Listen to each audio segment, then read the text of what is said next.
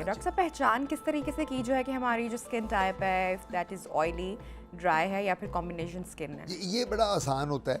मेरे पास पेशेंट आती हैं जिनको एक्नी होती है चेहरे पे, कील महासे निकल आते हैं, स्याहियाँ पड़ जाती हैं जिसे मैं लाजमा कहते हैं, उनके चेहरे पे तिल बन जाते हैं। तो मेरा पहला क्वेश्चन उनको होता है कि बीवी आप ये बताएं आपकी स्किन ऑयली है, आपकी स्किन ड्राई है? तो वो मुझे खुद औरत कहती है कि डॉक्टर साहब मेरी तो इतनी ऑयली स्किन है, मैं तो हाथ भी लगाऊं तो मेरे हाथ पे लगता है सारा तेल लग गया। ड्राई वाली कहती है डॉक्टर साहब मैं तो जब तक मॉइस्चराइज़र ना लगाऊं मैं ठीक नहीं होती।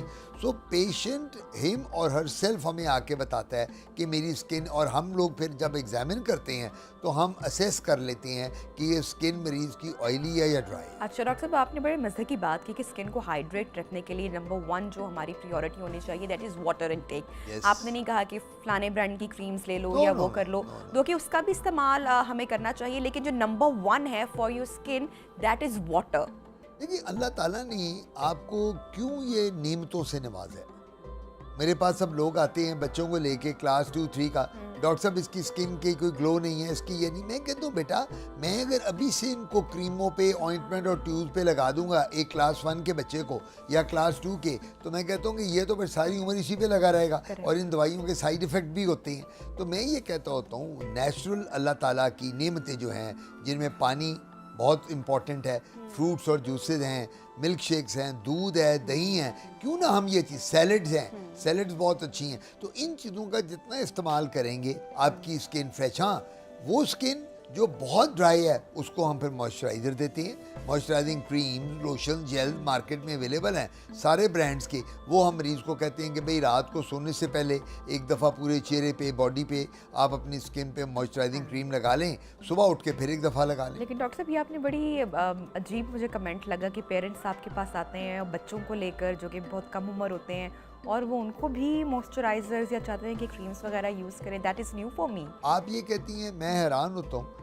कई दफ़ा मैं तो उनकी माओं को ये जो औरतें हैं ना ये बहुत तंग करती हैं आके, मर्द नहीं करते। मैंने देखा आदमी लोग जो है ना ये बड़े sensible, I am sorry to say, sensible तो औरतें भी होती हैं लेकिन औरतें बच्चों के मामले में इतनी सेंसिटिव हो जाती हैं ज़्यादा। डॉक्टर साहब मेरे बच्चे के बाल देखो, एक बाल वाइट आ गया। मैंने कहा बेबी मेरी बात सुनी, अभी से इनको दवाइयाँ नहीं देनी, खुदा के लिए इन चीज़ों को ख्याल कि मैंने कहा इनको मॉडलिंग करानी है, इनको शोबिज़ में डालना है। एक 5 साल की बच्ची, 8 साल का बच्चा, मैंने कहा गलत काम मत करें कि जी फलाने डॉक्टर ने तो हमें क्रीमें दी हुई हैं। मैंने कहा मैं किसी की बात नहीं करता, मैं अपनी बात कर रहा हूँ जो मेरे, देखिए ना मुझे अब स्किन में मोर देन 40 ईयर्स हो गए हैं डर्मेटोलॉजी में, 45 ईयर्स।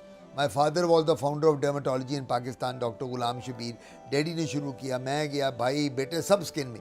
अब बात सबसे बड़ी ये है, मैंने ये देखा है कि अगर आप छोटे बच्चों को उनकी ट्रीटमेंट दवाइयों से शुरू कर देंगे तो वो बच्चे ना ग्रो करेंगे, उनको कॉम्प्लिकेशन होंगी, उनको साइड इफ़ेक्ट। तो मैं इन मदर्स को ये समझाता हूँ कि बाबा अपने बच्चों की डाइट का ख्याल करो, अपने बच्चों को कि जी वो बच्चा बड़ा ज़िद्दी है, वो तो खाते ही कुछ नहीं, वो तो बर्गर पिज़्ज़े खाता है, शवारमी। मैंने कहा सारे बच्चे फास्ट फूड खाते हैं लेकिन ये माँ का काम है।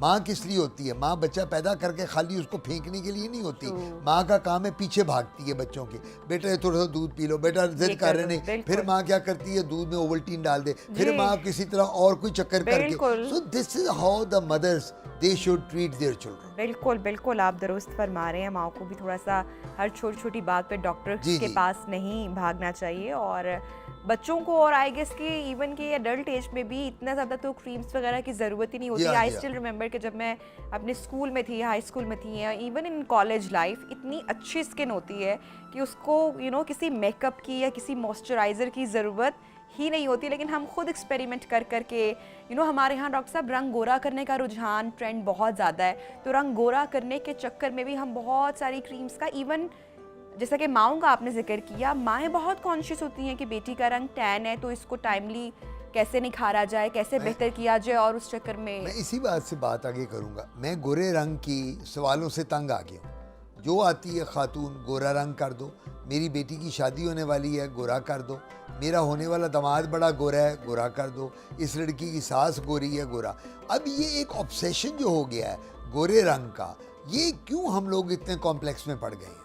अल्लाह ताला से शुक्र करें कि अल्लाह ताला ने आपको नॉर्मल किया। हज़रत अली का कॉल है कि जब भी अपने आप को कंपेयर करो तो अपने से नीचे वाले के साथ करो। अपने से ऊपर वाले के साथ मत करो। फिर आप अल्लाह की नेमत को देखें, फिर आप देखें कि खुदा ताला ने आपको नॉर्मल बनाया, अल्लाह ताला ने आपको चलता फिरता बनाया। अगर एक अपाहज है जो एक फ़कीर है, पैसे मांगता है, तो उससे कंपेयर करें अपने आप को। तो मैं ये कहूँगा ये गोरा रंग करने के साथ, क्योंकि हो ये रहा है, आप लोग जब ख़वातीन ज़्यादा, अब तो मर्द भी गोरा करते हैं, मर्द भी कॉस्मेटिक्स यूज़ करते हैं, ख़वातीन जो गोरा रंग करने वाली क्रीमें लगाती हैं इनमें स्टीरॉइड्स होते हैं, और स्टीरॉइड से चेहरे पे बाल आ जाते हैं, और स्टीरॉइड से चेहरे पे पिगमेंटेशन आ जाती है, तो वो गोरा रंग करते करते चेहरा बिल्कुल ख़राब हो जाता है। तो ये गोरा रंग जो अल्लाह ताला ने आपको जो रंग दिया है, इसका शुक्र अदा करें। और एक और बात बताऊं, ये जो गोरा रंग है इसमें स्किन कैंसर सबसे ज़्यादा होता है। गोरे रंग का डर है। अब let's say if you are a very fair person, जो आप हैं, आप अगर धूप में जाएं और खड़ी रहें 15 मिनट के लिए, आपके चेहरे पे एकदम रेडनेस शुरू हो जाएगी, इरिटेशन शुरू हो जाएगी। और वो ख़वातीन कि जिनका रंग गोरा होता है और जो बाहर जॉब करती हैं मार्केटिंग की, उनमें चांसेस स्किन कैंसर के ज़्यादा हो जाते हैं। सो हम लोग लकी हैं। तो डॉक्टर साहब इसको कैसे इसकी जो ख्याल है या टेक केयर है वो हम किस तरीके से कर सकते हैं? बेस्ट तरीका है कि सन ब्लॉक यूज़ का करें, यूज़ किया और नंबर 2 आप कोशिश ये करें सन ग्लासेज यूज़ करें जब दोपहर को निकलें, कैप पहने बड़ी सी, और अपना हिजाब ले लें अगर आप हिजाब लेती हैं, कवर, यानी आपने अपने चेहरे को, if you are very fair, तो आपने डायरेक्ट सनलाइट अल्ट्रावायलेट रेज से बचाना है। और उसके लिए आपके पास सन ब्लॉक आइडियल है। और कोशिश ये करें कि आपकी अगर मार्केटिंग की जॉब है तो उस मार्केटिंग की जॉब में आप अपने आप को फुली इक्विप करके बाहर निकलें, इस तरह ना निकलें। अच्छा डॉक्टर साहब, हमारे यहाँ रुझान में तो है ना कि जब तक हम बड़ा नुकसान नहीं उठा लेते तब तक हम कोई चीज़, क्योंकि हमारे यहाँ पाकिस्तान आई थिंक उन सेफेस्ट कंट्रीज़ में उनका शुमार होता है जहाँ पे ओजोन लेयर जो है वो उतनी डैमेज नहीं है जितनी अदर कंट्रीज़ में है, तो हमारी स्किन ग्रेजुअली उसको नुकसान पहुँच रहा होता है। आई वेंट टू ऑस्ट्रेलिया और वहाँ पर जो धूप है, क्योंकि ओजोन लेयर वहाँ पे ज़्यादा डैमेज है, सो हम पाकिस्तानी रवैये के साथ ही वहाँ पर गए और मैंने सन ब्लॉक का इस्तेमाल नहीं किया, और आप यकीन करें मुझे इतना बुरा सनबर्न हुआ और it took around 6 to 7 months to heal ये वाला पोर्शन सारा, क्योंकि वहाँ पे हम गोरों को देखते हैं वो तो सन ब्लॉक के बगैर घर से बाहर निकलने का तस्वुर ही नहीं है, अपनी स्किन को वो बचाते हैं, और चूंकि गोरी रंगत है, सेंसिटिव है। ऑस्ट्रेलिया का नाम आपने लिया, सबसे ज़्यादा स्किन कैंसर दुनिया में ऑस्ट्रेलिया में, मैं ऑस्ट्रेलिया रहा हूँ, सबसे ज़्यादा। ये जितने मुल्क हैं ऑस्ट्रेलिया और स्कैंडिनेवियन कंट्रीज़, आप मुझे बताएं इनकी ख़वातीन और मर्द बीच पे सन बेदिंग क्यों करते हैं? क्या रीज़न है? अब लोगों को पता ही नहीं, लोग समझते हैं कि ये जो समुद्र के किनारे जाके मर्द औरतें लेट जाते हैं और वो लेटे वो तो याशी करते हैं, बिल्कुल नहीं, वो अपने आप को स्किन कैंसर से बचा रहे हैं। किस तरह भला?